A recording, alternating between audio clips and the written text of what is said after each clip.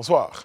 L'actualité du moment, ce sont bien sûr les élections à la Fédération ivoirienne de football, la FIF, prévues pour ce samedi 23 avril 2022. Après les candidats Idriss Diallo et Didier Drogba, nous recevons aujourd'hui, 21 avril 2022, M. Sori Diabaté, également en lice pour le fauteuil de président de la FIF. Pourquoi veut-il prendre la tête de la FIF? Quelles sont ses aspirations pour l'univers du ballon ivoirien? Nous en saurons davantage à l'issue de cette émission. Analyse pertinente et débat constructif. Ce qu'il faut retenir de l'actualité sportive, c'est dans notre Live Talk. Bienvenue.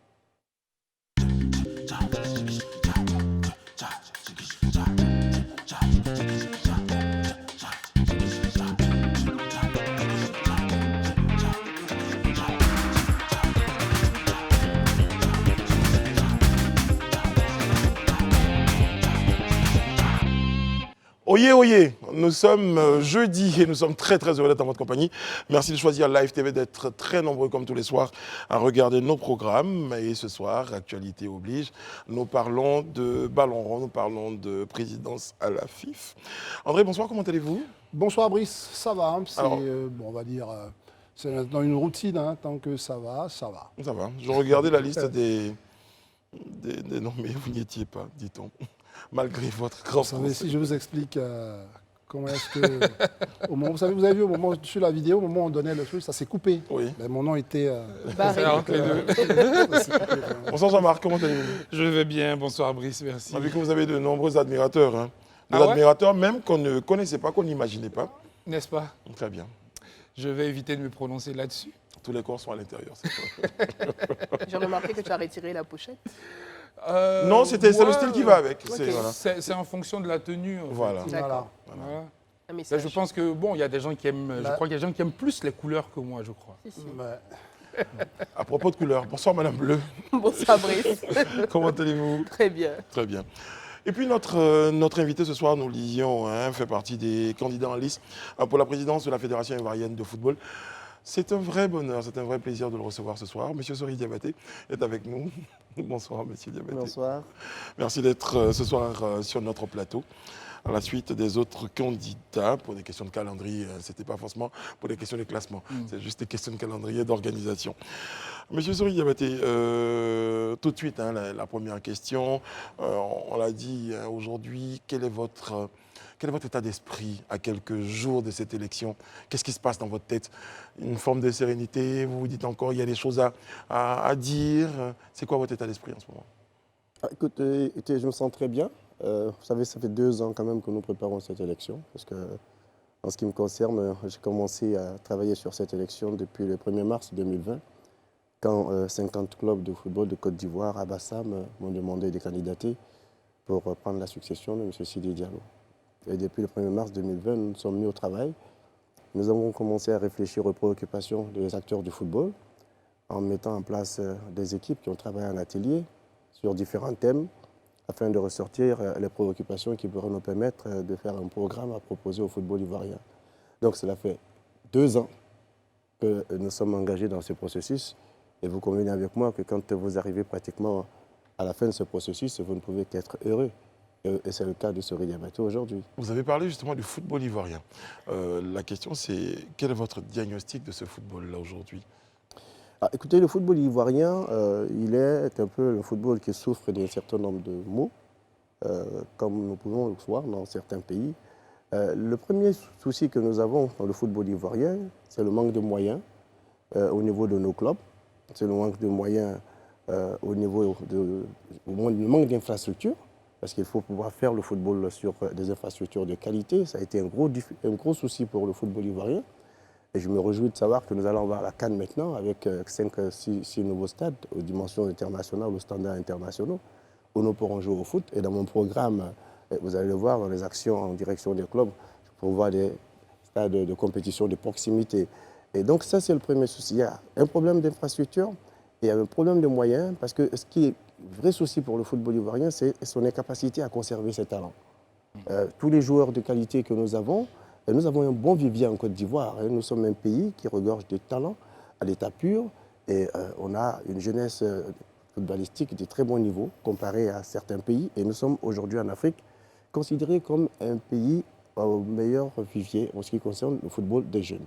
D'ailleurs, nous avons remporté la CAN des cadets en 2013 et aujourd'hui, bon nombre de ces jeunes-là ont réussi la qualification pour les Jeux Olympiques. Et donc, nous avons une équipe espoir, il y a un travail qui a été fait. Maintenant, quel est le gros souci? C'est que ces joueurs partent très tôt. La plupart du temps, quand un joueur devient meilleur buteur au bout d'une saison, il n'arrive pas à terminer sa saison.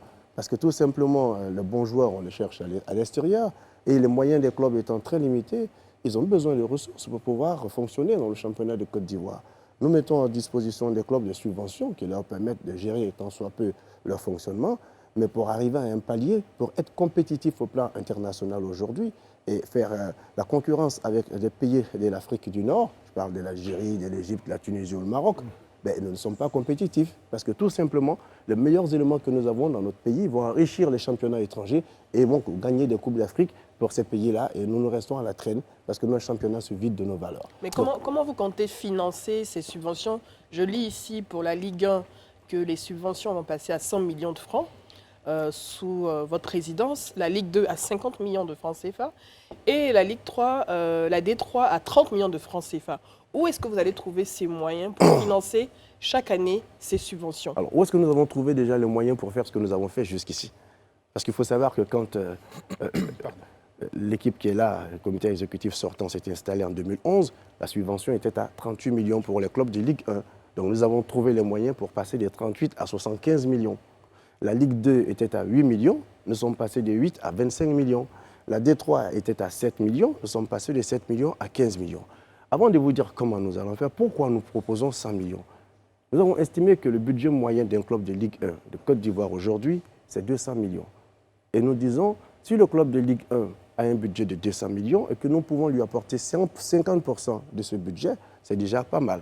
Et donc, nous passons de 75 à 100 millions. Nous passons, pour les clubs de Ligue 2, le budget est autour de 100 millions. En 85 millions, nous donnons 50 millions.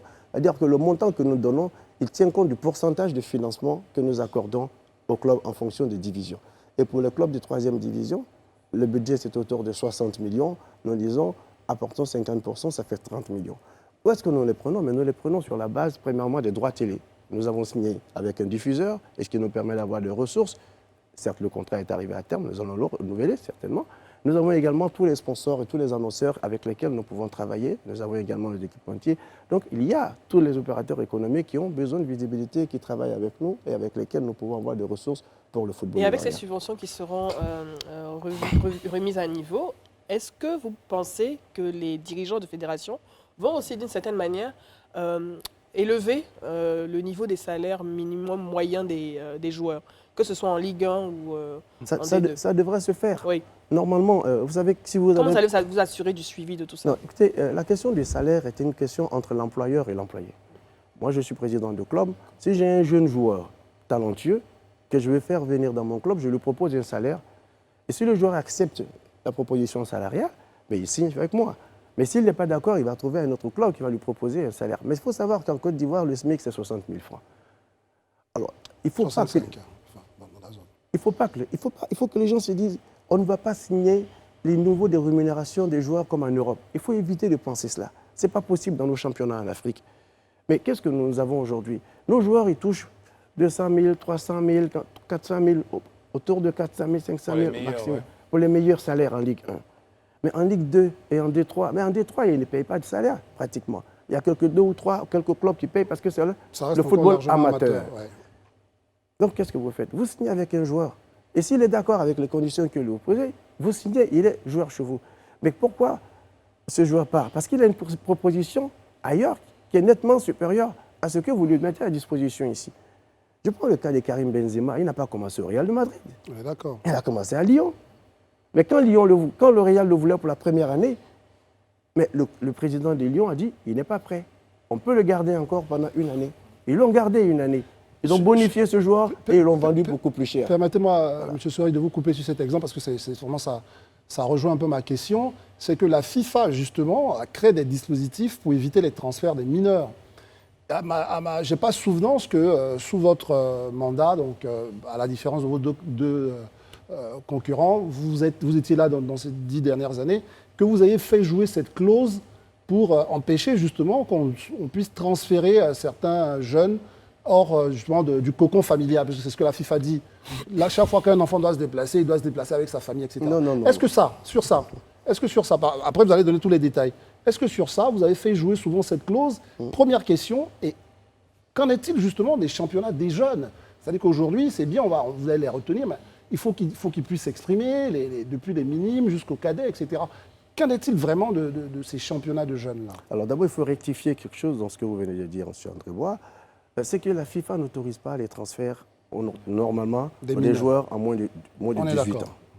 Donc, si un joueur a moins de 18 ans, il ne peut pas faire l'objet d'un transfert, à condition que le club acquéreur du joueur puisse apporter la preuve que le joueur se déplace, ou le jeune garçon se déplace avec sa famille. Sa famille, c'est ça. Il faut que le parent, je dis le père ou la mère, le parent proche du joueur, apporte la preuve qu'il a un contrat de travail dans le pays d'accueil du joueur. Vous savez qu'on a eu des histoires comme ça, où on a trouvé du boulot dans la cuisine de l'équipe, dans les vestiaires de l'équipe, pour les parents. C'était un peu déguisé. Mais faut-il que le contrat soit signé sur une période d'au moins 6 mois. Parce qu'il y en a qui avaient fait des arrangements. Le joueur arrive, on transporte son fils, je travaille ici, on lui trouve un petit boulot, le temps que le garçon signe le contrat, et puis bon, il rentre au pays. Donc tout cela est encadré dans les textes de la FIFA. Donc si un garçon a moins de 18 ans, il ne peut pas être transféré. À partir de 18 ans, il est transféré, il peut signer son contrat professionnel, il est majeur, et dans le milieu du football, il peut le faire. Donc, cela est bien encadré dans les cas de choses. Alors, vous me parlez du football des jeunes. Le football des jeunes en Côte d'Ivoire, nous avons lancé des championnats de jeunes. J'entends dire qu'il n'y a pas de championnat. Oui, qu'il n'y a pas de championnat de jeunes. Mais ceux qui le disent, ils n'ont jamais mis les pieds sur un terrain de football où il y a un championnat de jeunes. Nous faisons le tour des terrains où il y a les championnats de jeunes. Jamais qui pourra le dire, il sait. Quand vous dites nous, monsieur Diabaté, vous parlez de qui? Moi, je parle de moi, Sori Diabaté, président de la Ligue professionnelle. Très bien. Et président, acteur et membre de la commission développement technique et président de la commission technique et développement de la Fédération ivoirienne de football. Je suis la personne en charge des relations avec la direction technique nationale. Donc, je coordonne les activités de la direction technique nationale. Et c'est ce que j'ai fait sur les 9 dernières années. J'ai été aussi membre de la commission de développement technique à la FIFA pendant 4 ans. Donc, je sais ce que c'est que le développement du football. Quand on parle de développement technique, on parle également du développement du football des jeunes. Et nous avons lancé des compétitions de jeunes sur la base d'un programme qui nous a été présenté par la direction technique nationale. En 2013-2014, nous avons fait un championnat de masse des jeunes à Bengourou, à Niblekro et Bondoukou pour la partie Est. À Katoula, Yamoussoukro et Bouaké pour la partie centre. Et puis les 10 communes d'Abidjan. Vous allez me dire pourquoi pas ailleurs. Mais si vous faites un état des lieux et que vous constatez que dans le nord de la Côte d'Ivoire, vous n'avez pas suffisamment de centres de formation ou de structures de jeunes pour faire des compétitions de jeunes, vous n'allez pas organiser. Il y a des déficits dans certaines zones du pays. Et quand on a regardé le tableau, on s'est rendu compte que même à Gagnoua, les statistiques n'étaient pas bonnes. Or, on s'est dit, c'est quand même un endroit où il y a pas mal de jeunes. Mais est-ce qu'ils étaient suffisamment organisés pour prétendre participer à ces compétitions? Ce n'était pas le cas. Je ne vous ai pas cité Gagnoua. Ils vont même poser la question, qui devait les organiser? Oui, mais après, voilà, c'est vous qui êtes en charge de développer le football, la fédération. Oui, alors, qui doit les organiser? La fédération lance un appel à toutes les structures de formation des jeunes de venir s'inscrire et s'affilier à la Fédération ivoirienne de football. Ce dont nous parlons, ce sont les structures qui ont décidé de venir s'affilier à la fédération. Parce que si vous ne venez pas vous affilier, vous êtes dans votre coin, vous regroupez des petits garçons, vous mettez 2 ou 3 ballons, vous mettez des sacs, des plots, et vous jouez, mais ça, vous faites de l'animation des jeunes. Ça ne nous intéresse pas. Tant que vous n'êtes pas dans nos fichiers, vous ne nous intéressez pas. Nous faisons aussi des actions de détection et nous faisons des actions de vulgarisation. Ça n'a rien à voir avec le championnat des jeunes. D'accord? Donc, nous avons lancé ces championnats en 2013-2014. En 2014-2015, nous avons également fait un championnat, mais limité à la catégorie des 16 ans. D'accord? Et nous avons même bénéficié d'équipements pour récompenser les équipes de la FIFA. Et nous avons en 2015-2017, moi j'ai été présider le championnat qui se jouait à Yopougon, tenez-vous bien, sur un terrain qu'on appelle le Tcheng-Tcheng. Ça m'amène à vous parler du gros souci que nous avons. Il n'y a pas d'infrastructure d'accueil pour jouer les matchs de championnat de jeunes. Avant de venir ici, j'ai rencontré l'association des centres de formation de la commune d'Abidjan, de la ville d'Abidjan. Je leur ai dit, mais vous vous rappelez que nous avons fait un programme il y a quelques années, je vous avais rencontré. Où est-ce que vous êtes passé? Pourquoi nous n'avons pas fait tout ce que nous voulions faire? Vous étiez dans vos différents quartiers, bien organisés. La première raison qu'ils m'ont annoncé, c'est parce qu'à Djamé, nous n'avions pas de terrain pour faire les matchs des jeunes. Il n'y a pas de terrain. Vous savez en quelle année nous avons mis le stade de Yopougon et le stade d'Abobo? C'est nous qui les avons fait. Et tout ça pour que nous puissions jouer les compétitions de jeunes. Et sur ce terrain appelé stade Tchentchen de Yopougon, comment voulez-vous aller jouer une compétition de jeunes dans le sable? Il faut préciser que Pour dire que vous avez la possibilité, le Tchentchen c'est du sable en Joula. Hein. Donc le terrain, c'est comme ça qu'on l'appelle à Yopougon. Sur des terrains vallonnés qui ne sont pas des terrains à recevoir des jeunes que vous avez choisi d'aider pour faire du football, pour les préparer et vous le faire dans un cadre où vous pouvez faire l'évaluation. Et nous avons eu des difficultés. Donc à partir de cette année, nous nous sommes dit qu'est-ce que nous faisons? Il faut repenser cette compétition parce que, 1, vous n'avez pas de terrain. 2, vous avez des clubs où les jeunes gens refusent de venir s'affilier. 3, vous avez des jeunes qui, quand nous avons lancé en 2016-2017 le championnat des jeunes, ont refusé de prendre des licences. Vous allez me dire, mais pourquoi veut-il refuser de prendre des licences? Mais si vous ne prenez pas de licence, vous n'êtes pas couvert par les compétitions. La responsabilité civile de la fédération mais ne vous couvre pas. Si vous êtes blessé, nous avons connu des cas comme ça. Heureusement, ces compétitions étaient couvertes par une assurance. Si vous n'êtes pas couvert, s'il y a un cas de blessure, s'il y a un cas de décès sur le terrain, c'est grave pour la fédération. Mais ils ne viennent pas. Pourquoi? Parce que ces jeunes jouent sur l'âge. Il y a des adeptes de la fraude sur l'âge. Oui, bien sûr. Dès qu'ils s'installent dans ce schéma, Qu'ils qu'ils s'inscrivent dans le schéma de la fédération, qu'ils ont une fiche et ils sont dans la base de données, demain, s'ils sont sollicités pour un transfert à l'étranger, ils n'ont aucune possibilité de modifier leur âge. Oui. Ils n'ont aucune possibilité de changer leur nom. Sauf qu'il leur reste, c'est d'aller chercher un autre extrait de naissance et d'aller se faire une autre identité. Donc voilà tous ces problèmes qui nous ont bloqués. Mais ce que nous avons fait, nous ne sommes pas arrêtés là, nous avons dit, OK, moi je suis le président de la Ligue professionnelle. Ouais. J'ai en charge de faire en sorte d'assurer la relève des équipes professionnelles, des Ligue 1 et des Ligue 2. D'où le lancement de ce que nous avons appelé le championnat élite jeune. De moins de 17 ans, vous le savez. Nous avons organisé le championnat élite jeune avec 12 équipes de chaque catégorie dans lesquelles les équipes de Ligue 1 et de Ligue 2 participaient. Et nous avons même laissé une ouverture pour les équipes de 3e division qui avaient des centres de formation ou qui avaient des structures de jeunes en leur sein. Et nous avons organisé cette compétition en 2017, 2016, 2018. Ça a été des compétitions régulièrement organisées par la fédération sous la coupe de la Ligue professionnelle. Et le dernier élément que nous avons fait, c'est le championnat des élites jeunes réservé aux équipes de la Ligue professionnelle avec une ouverture à des équipes de la D3 et le championnat de masse. Et ce championnat, nous l'avons commencé, qui s'étend sur toute l'étendue du territoire avec dans les différentes ligues. Et nous avons en ce moment-là demandé que la licence coûte 10 000 francs.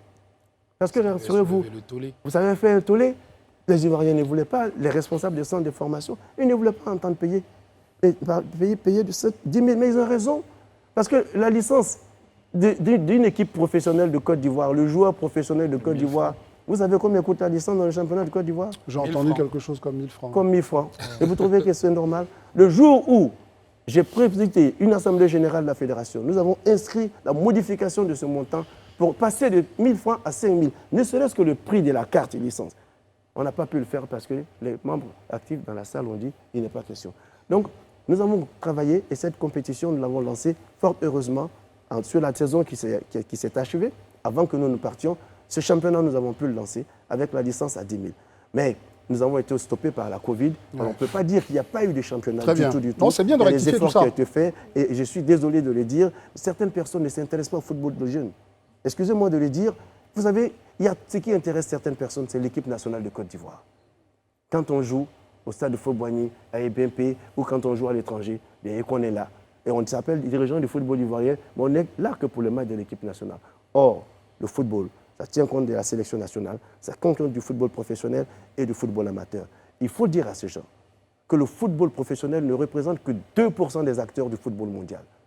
2% des acteurs. Et je le dis en tant qu'instructeur FIFA, parce que ça, on nous l'a enseigné pour le transmettre aux acteurs du football. Président Sori Diabaté, alors vous avez la position délicate ou avantageuse de celui qui défend un bilan quand même. Quand je regarde, je m'interroge parce que vous avez quand même eu un bilan sportif bon, voire excellent, l'un des meilleurs de ces dernières années, avec une CAN cadet, avec une CAN senior, une participation au JO, hausse de la subvention, le premier comité exécutif à obtenir un diffuseur. Mais paradoxalement, c'est à ce moment-là qu'on a connu, j'ai envie de dire, les plus mauvais résultats. À un moment, vous avez eu de bons résultats en club, mais on a commencé à avoir des mauvais résultats en l'équipe nationale. On ne s'est pas qualifié 2 fois pour le mondial.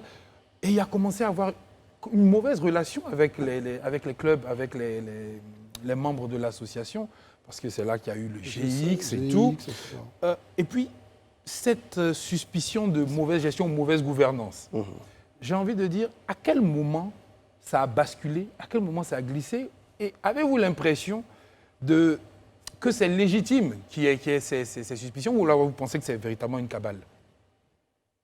Alors, sur les résultats, je vous remercie, parce que c'est bien d'avoir signalé tout cela. Vous avez oublié le football féminin, où nous avons disputé la Coupe du Monde. La Coupe du Monde, ouais. OK, où nous sommes classés 5e au championnat au niveau des classements africains. Nous avons donné de l'espoir avec les Jeux Olympiques. Nous avons donné des infrastructures aussi au football ivoirien. Nous avons obtenu l'organisation de la CAN 2023, parce que c'est nous, et c'est moi qui ai présenté le dossier le 20 septembre 2014, quand nous avons obtenu ce trophée et cette CAN à Addis Abeba. Je veux dire que notre équipe a fait un excellent travail. Je n'ai pas honte de notre bilan. Je pense que sur ces dernières années, c'est quand même un bilan qui est assez respectable. Les résultats de l'équipe nationale, c'est un problème qui est lié au cycle. Quand vous arrivez, tout est une question de génération. Nous avons connu une génération dorée qui a fait des résultats. Le renouvellement de cette génération a pris du temps. Parce que quand cette génération qui est arrivée à faire 2 Coupes du Monde, qui a fait 6 CAN, parce que c'est la 6e CAN que nous remportons, on ne gagne pas comme ça les CAN. Contrairement à ce qu'on pense, on ne fait pas, une génération ne vient pas gagner comme ça. Même la CAN 92, quand vous regardez ceux qui ont gagné la CAN 92, mais tout est parti de Côte d'Ivoire 84. Ils étaient dans l'antichambre. Ils étaient dans l'antichambre. Les Gaillis étaient remplaçants, Côte d'Ivoire 84, ensuite 86, 88, 90, avant de gagner à 92. Vous avez une succession parce qu'il y a une génération qui arrive à maturité. On vous dit, le footballeur, il arrive à maturité aux environs de 28 ans. Et donc, quand ces joueurs atteignent cet âge, ils ont cette expérience du vécu. Ils ont connu déjà des grands événements. Ils sont même de se surpasser devant des situations délicates. Et nous avons réussi cela avec une équipe nationale qui a gagné sa CAN en 2015. Mais déjà, au moment où nous arrivons à la CAN 2015, certains de nos joueurs sont partis à partir de 2014. Le groupe était en train déjà de se disloquer. Il y avait certains qui étaient atteints par la limite d'âge. Et ceux qui devaient venir après, c'est ce que nous avons, cette génération, on ne dirait pas perdue, mais cette génération qui devait venir après, entre les deux, n'a pas suivi. C'est ça. N'a pas suivi. Donc, si vous regardez cette génération, après celle de 2003 qui a fait la finale de la CAN des juniors, parce que les Yaya Touré et autres ont joué la CAN des juniors au Burkina contre l'Égypte en 2003. Je me souviens très bien. Vous vous souvenez très bien. Nous avons été battus en finale. Mais après eux, la génération qui a suivi, et c'était malheureusement notre programme a pris un coup. Nous avons fait venir un coach qui s'appelait Mama Ouattara, qui avait un programme avec les U17 jusqu'au U20. Mama Ouattara est arrivé de Montpellier avec toute sa science et tout son vécu. Il a commencé un travail avec la direction technique nationale et il a mis en place des générations. Et donc, c'est lui qui est arrivé à mettre en place l'équipe, la génération des juniors avec Yaya Touré et autres, et Bouye Emmanuel et autres, qui sont venus derrière les Boca qui ont suivi la première génération. Malheureusement pour nous, le pauvre Mama nous a quittés en pleine qualification de la Coupe du Monde 2006. Et au moment où ce dernier technicien émérite part, notre programme de formation prend un coup. Et la génération qui était là, où il y avait les André Saki, ceux-là ont essayé de faire quelque chose, mais ils ne sont pas arrivés à réaliser ce que nous souhaitions d'eux. Vous voyez, nous n'avons pas réussi nos qualifications. Nous avons réussi quand même la qualification aux Jeux Olympiques, mais après, tout a pris du retard. Et donc, c'est parce que cette génération... Sans vous couper, parce que je pense qu'on parle de 2006, ça risque d'être très long. Est-ce que, la question c'est vraiment de savoir, est-ce que vous pensez que c'est quand même légitime, les plaintes que les gens ont? J'arrive à ça. Je parle des résultats. Après, je vais arriver à toutes les crises. D'accord. Je dis d'abord, donc le problème de renouvellement des générations n'a pas été véritablement assuré et nous avons eu un creux. Ça arrive souvent. Ça arrive souvent. Aujourd'hui, vous voyez, il y a des pays forts qui... Le Nigeria a connu cela. L'Italie, ça fait la... Vous savez qu'à la CAN 2012, on a joué sans des grands noms. Il y a des pays comme le Cameroun qui ne sont pas allés à la CAN. Il y a des pays comme le Nigeria qui ne sont pas allés à la CAN. Donc ça arrive des fois. Et il faut savoir maintenant se rattraper très vite pour renouveler. Et c'est pour ça que nous avons mis l'accent sur l'équipe nationale olympique avec cette génération qui est derrière, qui pour nous va nous aider à remplacer l'équipe qui est là. D'accord. Maintenant, vous parlez des problèmes. On vous parle d'abord des problèmes de tensions qu'il y a eu. C'est ça. Les tensions sont intervenues en quelle année? Ces tensions ont commencé en novembre 2017. C'est cela. On nous sort un lot de griefs. Vous n'avez pas fait ça, vous n'avez pas fait ci, vous n'avez pas fait ça, vous n'avez pas fait ci. C'est bien. Nous sommes une association sportive, mais nous sommes régis par des textes. Nous sommes réélus pour un deuxième mandat en février 2016. En novembre 2017, il y a des plaintes. Mais nous sommes encadrés par des textes. Il y a des statuts qui disent, si vous n'êtes pas d'accord avec le fonctionnement d'une fédération, mais vous pouvez vous plaindre et vous pouvez faire savoir votre mécontentement au cours d'une assemblée générale ordinaire. Si à l'assemblée générale ordinaire, les dirigeants ont obtenu leur quitus, le quitus moral et le quitus financier, cela veut dire que les mandants sont satisfaits de leur gestion. On sort de cela. Donc, nous sommes en fin décembre 2016, il n'y a aucun problème. L'assemblée a lieu au plus tard le 30 juin de l'année qui suit. Donc, le 30 juin 2017, nous faisons les assemblées générales. Normalement, il n'y a pas de problème. Nous avons les quitus, les deux quitus, aussi bien au plan des rapports d'activité et le rapport financier. En novembre, il y a une crise. Mais sachez-le, en novembre 2016, nous signons avec le diffuseur. Ouais. Vous liez les deux choses ou quoi? Je ne sais pas, mais je dis, nous signons avec un diffuseur. Ouais. Et c'est la première fois dans l'histoire du football ivoirien que nous avons un diffuseur international et qui met les moyens que nous avons pour le football ivoirien. Je ne donnerai pas les montants, mais on n'a jamais reçu autant de moyens pour le football ivoirien en championnat de Côte d'Ivoire.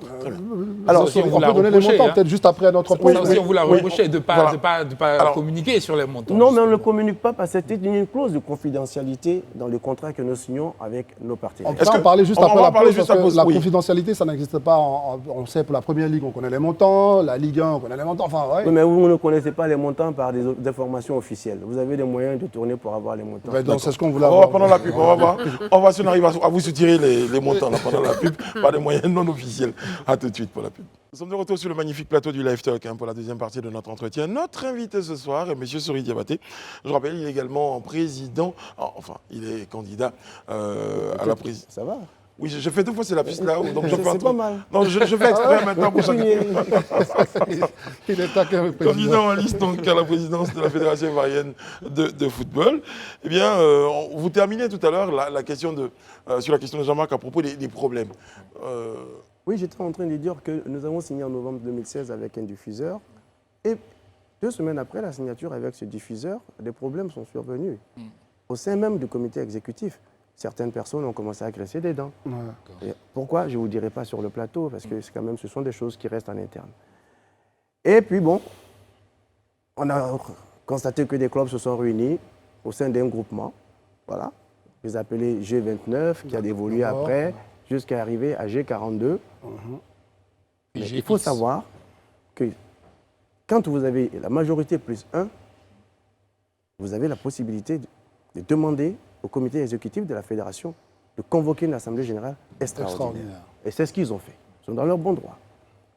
Mais quand nous recevons ces documents, mais nous sommes étonnés de voir que certains dirigeants de clubs que nous sommes très proches figurent sur cette liste, parce que je ne peux pas comprendre que Jean-Marc, avec qui je suis tous les jours, soit cité comme un des membres signataires de ce document demandant la démission du comité exécutif. Vous ne pouvez pas comprendre, mais moi je peux comprendre. Vous allez voir pourquoi je vous dis ça.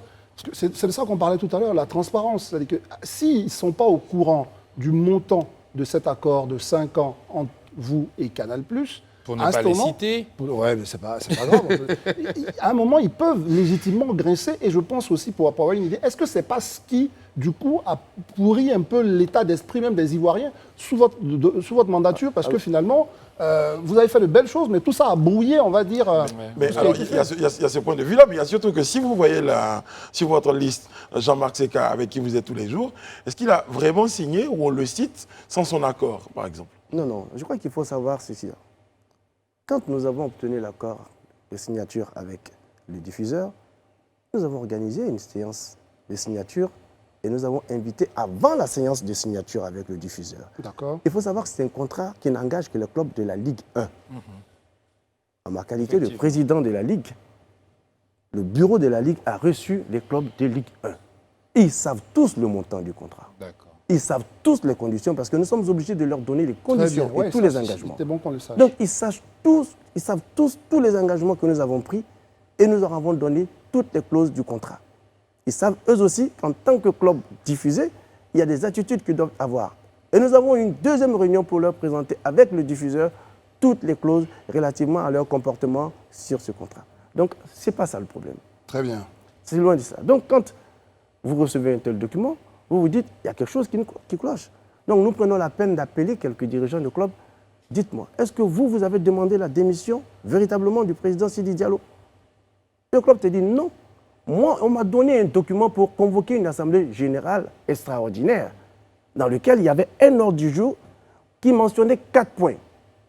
Mais là, ce que vous me dites, il s'agit d'un seul ordre du jour qui ne mentionne qu'un seul point, la démission du président. Je n'ai jamais demandé la démission. Alors là, en ce moment-là, je dis, il y a un problème.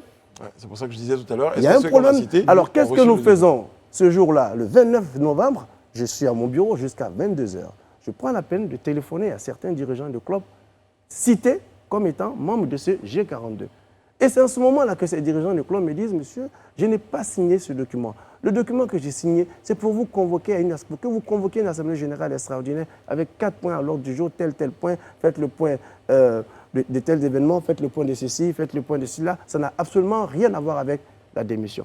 Et nous disons, est-ce que vous pouvez nous envoyer un courrier pour contester le document que nous avons?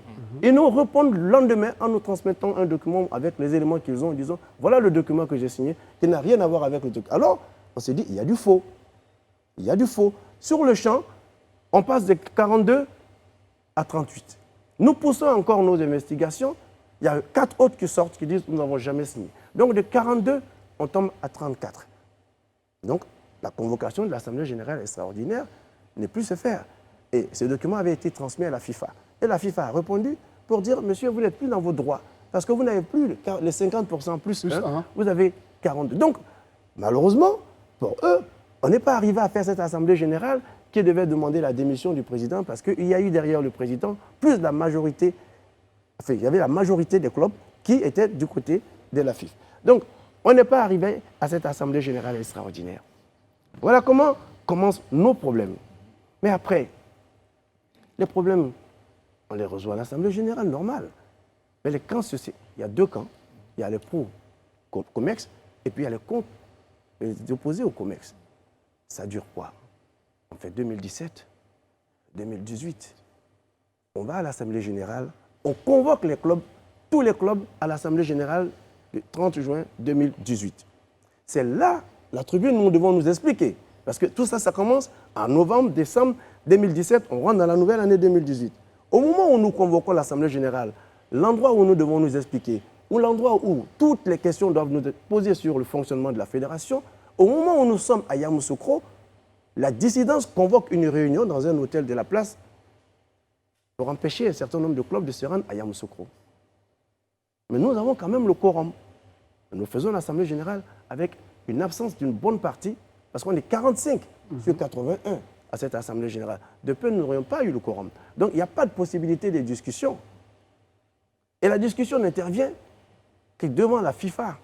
On se trimballe devant la FIFA.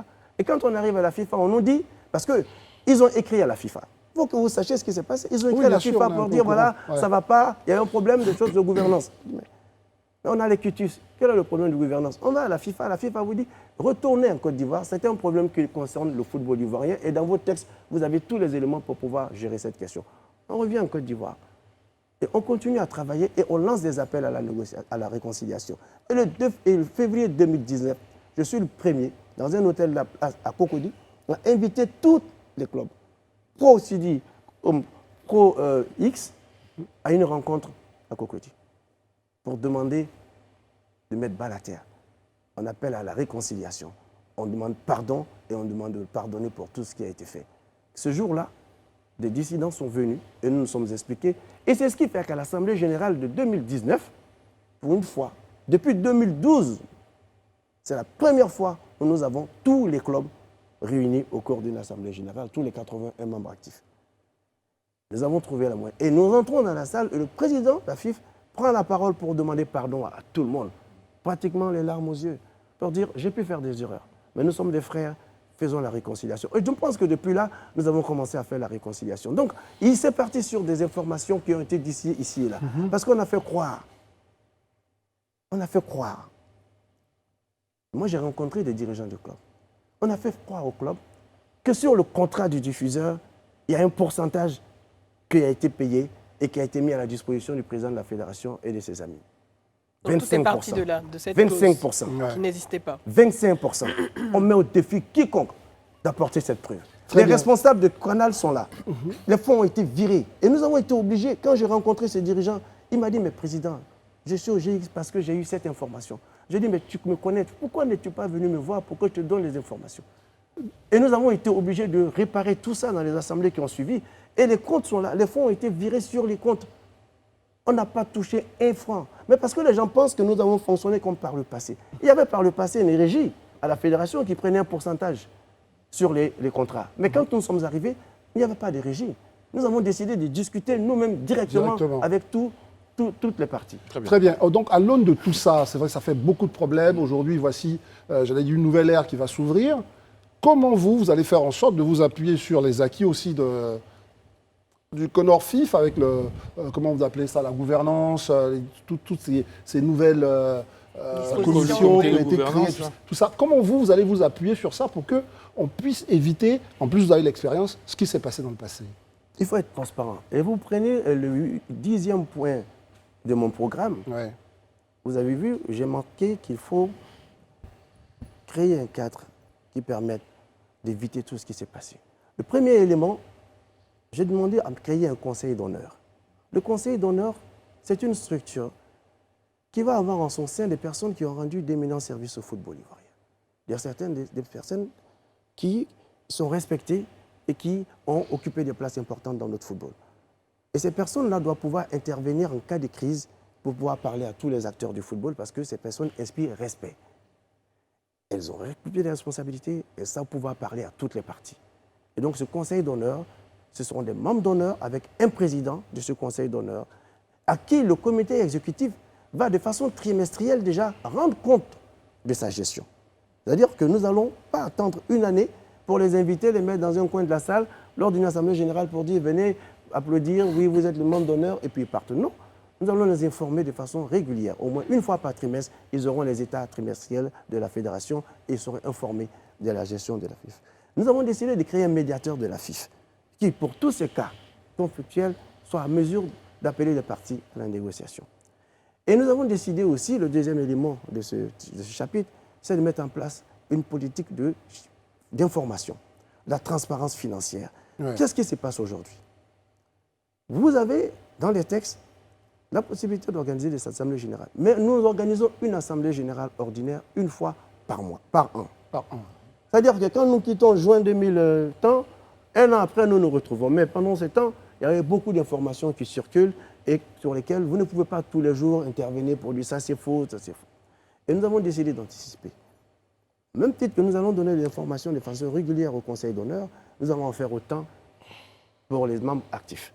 De façon régulière, ils seraient informés. Parce que tout ce qu'on a dit jusqu'à présent, personne ne nous dit que nous n'avons pas géré les FIF selon les budgets, c'est-à-dire selon les attributions ou sur la mission d'une fédération. Nous avons toujours respecté et avons toujours fait ce qu'il faut faire à la tête d'une fédération. Organisation, développement, promotion, réglementation, tous ces points essentiels qui correspondent à la mission d'un comité exécutif, personne ne nous pose des questions là-dessus. Le vrai problème, c'est l'argent. L'argent. Le nerf de la guerre. Et chaque fois qu'on parle de l'argent, excusez-moi, mais il y a des gens, on a des Ivoiriens qui pensent que chaque fois que vous avez à gérer des fonds, vous allez certainement prendre 10% pour les mettre pour vous. Mais il faut qu'ils comprennent que tout le monde n'est pas voleur. Il faut qu'ils comprennent qu'il y a certaines personnes qui ont des valeurs. Il faut qu'ils comprennent que moi, j'ai passé 17 ans en banque. Je n'ai jamais pris un avertissement. J'ai passé 32 ans dans le privé. Je n'ai jamais eu une demande d'explication. Je pense que je suis à un niveau assez respectable et respecté pour me permettre de nuire à ma réputation et détruire mon intégrité et détruire mon image sur la place pour prendre des miettes parce qu'on a construit notre vie avant d'arriver à la fédération. Il faut que les gens le sachent. Est-ce que c'est une manière de répondre à ce qui s'est passé hier? On l'a tous vu sur le plateau de la chaîne nationale. En fin d'émission, une question vous a été posée et vous y avez répondu. Oui. Comme il se doit. Comme il se doit. Oui. Ça, c'est vous qui le dites. Mais est-ce que c'est une manière de pouvoir d'être transparent Oui, pour les téléspectateurs, les Ivoiriens qui nous regardent, parce que depuis ce matin, on ne voit que ça sur les réseaux sociaux. Oui. La vidéo C'est un qui montage circule. qui Un montage, bien Ouais, mais sûr, cette qui a histoire été de 4 coupé. milliards. Voilà, de 4 Oui, qu'est-ce qui milliards. n'a pas été clair? Qu'est-ce qui n'a pas été clair? Non, parce que malheureusement, le comité de normalisation a laissé balancer les informations. Vous savez, la volonté de nuire, je peux me permettre de le dire aujourd'hui, quand le comité de normalisation est arrivé, j'ai décidé de ne pas parler. J'ai été approché plusieurs fois, sollicité pour venir sur des plateaux, Oui. pour donner la confirme. contradiction. Oui, On a essayé. vous avez essayé. J'ai refusé, parce que je ne voulais pas laisser place à la polémique. Je sais que le travail d'une fédération n'est pas aisé. J'ai dit, laissez-les travailler. Mais quand vous passez votre temps à faire des conférences de presse et que vous balancez des choses, vous dites, des audits ont été faits, des responsabilités sont là, seront situées. Quand vous tenez de tels propos, vous exposez ceux qui ont géré. Mais Président, soyons concrets. Vous êtes quand même dirigeant de club. Ce qu'elle nous a dit, Mme Dao Gabala, c'est que les clubs ont les résultats de l'audit.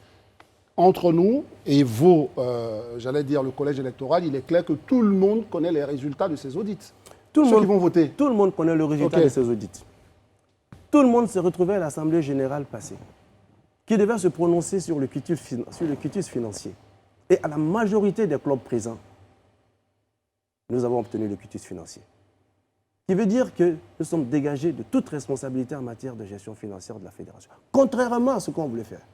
Parce qu'à la première Assemblée générale, on a fait croire que le quitus n'était pas voté, alors que ce quitus n'avait même pas été soumis au vote.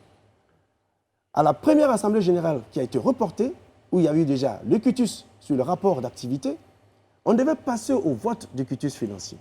C'est en ce moment-là que sur les états financiers qui ont été transmis au club 2 semaines avant, et la convocation adressée au club 2 semaines avant, c'est en ce moment-là que le comité de normalisation, via la présidente, dit « Je n'ai pas validé les comptes que vous allez présenter maintenant. » Les comptes sont bien sortis de la fédération. Je ne me reconnais pas dans ces comptes.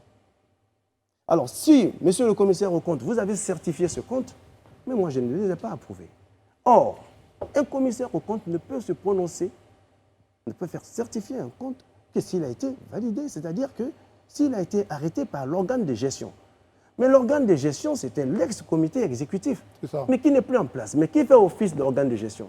C'est le CONORFIS. Alors, le CONORFIF a refusé de valider ces documents. D'où le report à une date ultérieure de cette Assemblée générale. Ça a pris 3 mois. Donc, 3 mois après, on se retrouve et on vote et le quitus est obtenu. Mais cela veut dire quoi? Qu'à la majorité, les clubs ont donné le quitus. Il y a une information qui a circulé et qui est fausse. Parce que des gens ont voulu faire croire, après avoir voté contre ce quitus, oui, on a fait ça pour accompagner ce comité exécutif, oui, on a fait ça pour la mémoire de Sidi. C'est faux. C'était un vote à main levée. On les connaît tous.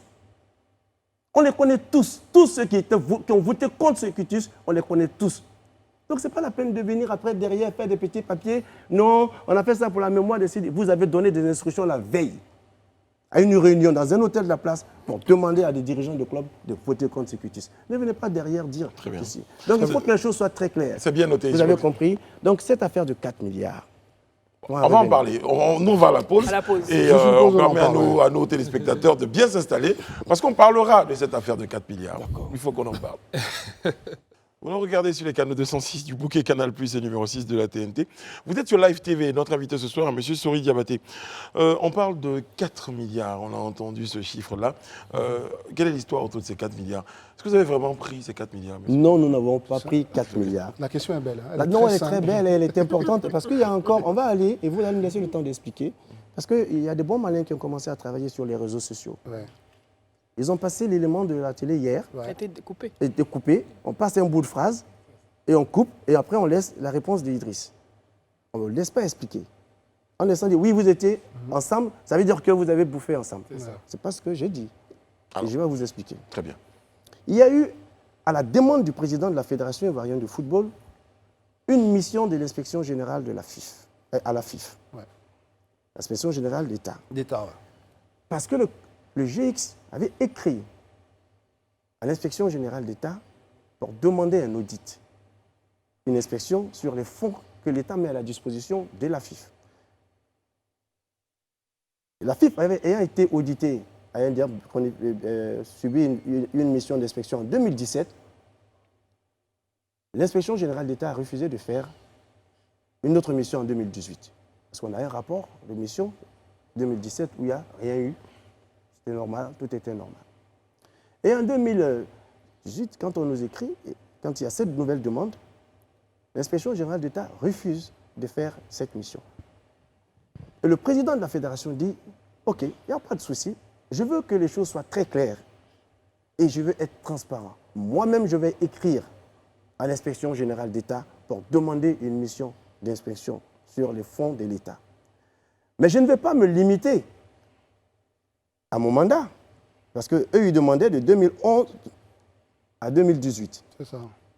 Et dans le courrier adressé à l'inspection, le président de la FIF dit « Venez faire une mission de 2002 à 2018 ». Donc, la mission d'inspection arrive, elle fait donc le point de 2002 à 2018. Qu'est-ce qu'elle dit? Elle dit, de 2002 à 2011, un compte a été ouvert à la Banque du Trésor. Sur ce compte sont passés 4 milliards de francs CFA. Sur ce compte, nous recevons les fonds pour le financement des dépenses liées à l'équipe nationale de Côte d'Ivoire. Pour nous, les fonds venant du Trésor, c'était plus simple de faire déposer les chèques sur le compte du Trésor. On encaisse plus facilement. Nous avons utilisé ces fonds pour payer les primes de qualification à la Coupe du Monde 2006. Vous vous rappelez que le président de la République, après cette qualification, a décidé de donner une villa de 30 millions à chaque joueur et à chaque encadreur. Et c'est sur ce compte-là que cet argent a été viré. Après cette opération, mais je vous parle des opérations qui datent de 2004. On est d'accord. 2005. Parce que quand la personne donne cette information, je parle de la présidente du comité de normalisation, et qu'après elle dit, bon vous savez, c'est une affaire qui date de 15 ans, mais tu ne peux pas dire que les gens ont volé de l'argent, ou que les gens n'ont pas pu justifier des dépenses, et vous vous dites, non, c'est une affaire de 15 ans. Non, ça ne suffit pas parce qu'il s'agit de l'argent des contribuables. Mais les Ivoiriens m'ont dit, même si c'est 20 ans, mais rendez-nous compte. Donc, la mission dit, vous avez reçu ce fonds, et nous avons investigué, et nous sommes rendus compte que les justificatifs que nous avons trouvé une partie des justificatifs. Une autre partie qui représente pratiquement 2 milliards, nous ne les avons pas. Mais l'autre problème que nous avons, qui est le problème majeur, c'est que ce compte n'était pas enregistré dans la comptabilité de la fédération. Mais la FIF disait en ce moment, ce sont les fonds de l'État. Pour répondre à ça, le président disait, ce sont des fonds de l'État. Je ne veux pas les mêler à la gestion des fonds privés de la fédération. Et nous faisions un traitement extra-comptable et que nous présentions chaque année en Assemblée générale au club de Côte d'Ivoire. Ça ne veut pas dire que l'argent a été volé. Le président Nouma est là. Et quand il m'a interrogé là-dessus, parce que des gens sont allés lui dire, oui, à l'Assemblée générale, président, on a dit que tu as volé de l'argent. Je lui ai dit, il faut leur dire que moi, ce jour-là, dans la salle, j'ai dit, je ne peux pas laisser dire ça parce que j'étais là. C'est faux et archi faux. Personne n'a dit que tu as détourné de l'argent. On a dit que ce n'était pas inscrit dans la comptabilité, mais on peut sortir les preuves. Et ils ont mené des investigations, ils ont sorti un certain nombre de documents. Et les derniers documents qui pouvaient sortir ont été stockés à la poste Vridi, parce que c'est là-bas qu'ils archivaient le document. Et il y a un rapport de la douane de Côte d'Ivoire qui avait ses stocks là-bas, qui avait ses documents, qui avait ses archives, qui dit que tous les documents qui ont été stockés, parce que tous les documents que la Banque du Trésor avaient été archivés de ce côté-là. Et tous ces documents ont fait l'objet d'inondations lors de grandes pluies d'une année. C'est ce qui apparaît dans un rapport de la douane. Et j'ai une copie de ce rapport. Ce n'est pas notre fait. Mais il n'y a pas de vol, il n'y a pas de détournement. Tous les fonds qui ont été mis à disposition ont été utilisés pour l'équipe nationale de Côte d'Ivoire. Donc on ne peut pas venir dire que le président Anouma et son équipe de 2002 à 2011 ont volé de l'argent, ont détourné de l'argent. C'est faux et archi faux. Très bien. Deuxièmement, ça c'est une partie. La deuxième partie, il faut savoir que ça porte sur 2 milliards. 2 milliards. Donc c'est faux de dire que la FIF de Sidi Diallo a dépensé 4 milliards ou a volé 4 milliards. Parce que ces 4 milliards, ce n'est pas sur la période 2011-2020. La partie qui concerne la FIF Sidi Diallo, c'est 2011, 2020 et ça porte sur 2 milliards. Et ça correspond à quoi? Ça correspond aux dépenses des équipes nationales sur la CAN 2012 et la CAN 2013. Quand nous partons pour la CAN 2012, nous gérons le budget de la CAN 2012. Nous avons terminé la compétition en arrivant en finale. Nous sommes arrivés sans remporter le trophée, mais le président a demandé au président de la République d'accepter de payer la prime de victoire aux joueurs malgré la défaite. Ils ont perdu au tir au but. Et monsieur le président de la République a accepté de payer cette prime. Et cette prime a été payée. Et quand nous avons payé toutes ces primes, nous sommes revenus avec la somme de 250 millions de francs CFA. Nous avons fait un rapport financier de cette Coupe du Monde et que nous avons présenté à nos autorités. En même temps que nous avons présenté le rapport financier complet, nous avons demandé que ces fonds soient laissés à la Fédération pour le développement du football ivoirien. Et dans un courrier qui nous est adressé du ministère des Sports, nous avons eu l'autorisation d'utiliser ces fonds dans les fonds de la Fédération pour utiliser comme fonds de ressources. Donc, 2012. Alors, qu'est-ce qui se passe? On vient faire un contrôle après, 10 ans après, on dit on cherche les justificatifs. Mais tous ces justificatifs, il faut le savoir, ont été mis à la disposition du régisseur des compétitions internationales qui, à l'époque, était là. Vous le savez bien, l'argent passe de l'agent comptable central du Trésor, qui est là, c'est le même, Ali Kader Koulibaly, au régisseur. Et le régisseur, il prend la partie qui concerne le ministère des Sports et il met à la disposition de la Fédération la partie qui concerne la FIF. Et ça, c'était avant qu'il y ait un agent comptable maintenant qui gère comme ça s'est fait maintenant. En 2012 et en 2013, on mettait de l'argent à notre disposition, on faisait les dépenses, on justifiait. Et quand vous avez fini de faire les dépenses, mais vous mettez à la disposition tous les justificatifs. Et ça, on nous dit, on ne retrouve pas les justificatifs. Donc, quand la mission est venue, qu'elle a signalé cela, nos services ont dit, OK, nous allons essayer de reconstituer les justificatifs. Ce n'est pas compliqué. Parce que la structure des dépenses d'une équipe nationale lors de la CAN, elle est connue. Première rubrique, c'est les primes de qualification. Et les primes de qualification, c'est pour tous les joueurs qui ont participé aux éliminatoires jusqu'à la qualification. Chacun a un montant pour atteindre des matchs disputés. Donc, ça a été payé. Donc, ensuite, il y a la prime de sélection, il y a l'hôtel, il y a les frais des primes de match et la compétition. On peut ressortir tout et on a sorti pratiquement 85% des justificatifs qui ont été mis à disposition. Donc, on ne peut pas dire que les fonds ont été volés. Alors, Président, c'est vrai qu'on a passé beaucoup de temps à expliquer, et peut-être même de temps en temps, je ne sais même pas justifier, mais surtout à expliquer un certain nombre d'informations qui circulaient. Malheureusement, nous sommes en fin d'émission. Vous êtes, on dirait, en campagne. L'élection, c'est pour quelques jours. C'est ça qu'on doit parler de ce qu'on doit faire. Hein. Mais justement, Président, là, on a fait... Dans votre cas, c'était un peu normal que... Parce que beaucoup se disaient pourquoi il veut alors qu'il a déjà fait. Donc il était bon. Mais il veut parce qu'il a de l'expérience. Oui, mais il était bon qu'on comprenne ce que vous avez fait. Il veut parce qu'il a des compétences. Les téléspectateurs il veut parce qu'il a gagné des trophées. Ouais. Il sait comment on gagne des trophées. Il veut parce qu'il connaît la maison. J'ai l'habitude de dire quand vous arrivez dans un village, vous avez 3 guides. Je le dis souvent. Il y a un premier guide qui vient d'arriver dans le village. Et vous êtes touriste, vous venez, vous avez besoin de quelqu'un qui puisse vous promener dans le coin. Le premier guide, il vient d'arriver. Le deuxième guide était dans le village. 10 ans, il est sorti du village. Il y a eu beaucoup de transformations dans le village. Il a fait 10 ans en dehors du village.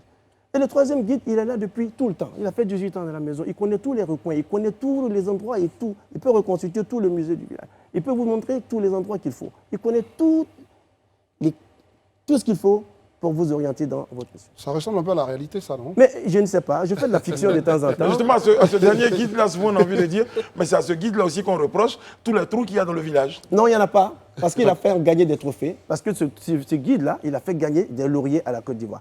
De 2012 à 2020, chaque année, nous avons ramené une médaille à la Côte d'Ivoire. Voilà. Président Sori Diabaté, c'est une tradition. Hein, il nous reste 1 minute avant la fin de l'émission. On a fini là? Oui, ça c'était à ce moment-là. Ça va vite. Ouais, ça va très très vite. Ouais. Eh bien, vous devez parler donc au président des clubs, parce que c'est eux qui votent. Oh, je vais mettre dans ma position la plus idéale. Exactement. Qu'est-ce que vous leur dites en 1 minute au président des clubs? Je leur dis tout simplement que Sori Diabaté est leur partenaire de tous les jours. Celui avec qui ils ont commencé le football depuis des années. Ils me connaissent depuis 20 ans. Vous me connaissez depuis 20 ans. Vous savez que tous les jours, je suis au stade avec vous. Je ne suis pas un dirigeant de foot occasionnel. Je ne suis pas quelqu'un qui vient aujourd'hui pour vous annoncer des chiffres et vous annoncer des projets et qui n'aura même pas le temps d'aller au stade Champrou. Je suis avec vous tous les jours. Il y en a qui ne connaissent pas le chemin du stade Champrou. Il y en a qui n'ont jamais fait Même étant président de club, ils n'ont jamais vu un match à l'intérieur du pays. Et même étant président de club, ils n'ont jamais assisté à un match de leur club. Pendant 10 ans, ils étaient en dehors du football. Ils disent être dans le football, mais ils ne sont jamais venus voir un match de championnat de Côte d'Ivoire. Faites attention, la gestion de la fédération, ce n'est pas la gestion de l'équipe nationale. L'équipe nationale, c'est la vitrine de notre football. Sachez que vous devez confier votre football à celui qui est là au quotidien et qui connaît vos réalités. Celui qui vit vos réalités. Celui qui décroche vos appels, quelle que soit l'heure. Et vous le savez très bien. Et quand vous êtes en difficulté, c'est celui qui répond à vos coups de fil et c'est celui qui est présent. C'est à celui-là que vous devez confier le football ivoirien. Regardez le projet qu'il propose. Et si vous savez que si vous voulez vous mettre avec lui, et pour la vision qu'il vous a présentée de voir la Côte d'Ivoire être une référence mondiale, avec tous les éléments que nous avons présentés à 11 points, je vous rassure, dans quelques années, nous serons une référence mondiale. Et je vous donne rendez-vous pour les demi-finales de Coupe du Monde. Et ça, pour la grandeur du football ivoirien. Je vous remercie de nous suivre. Merci beaucoup, M. Sori Diabaté. Merci d'avoir été en notre compagnie. Merci André, merci Madame Bleu, merci Jean-Marc et ainsi qu'à toutes les équipes techniques et éditoriales qui nous ont accompagnés. En tout cas, pour cette série d'émissions consacrée donc à la présidence de la FIFA. On rappelle que les élections, c'est pour le samedi prochain, samedi 23. Bonne chance à tous les candidats. Bonne chance à tous les candidats. Et puis, on sera très heureux d'annoncer donc le nom du candidat, certainement lundi sur ce plateau-là. Du nouveau président. On aura l'occasion de l'avoir sur notre plateau. Merci, M. Sori Diabaté. Merci à tous. Que Dieu veille sur nous, que Dieu veille sur la Côte d'Ivoire. À demain.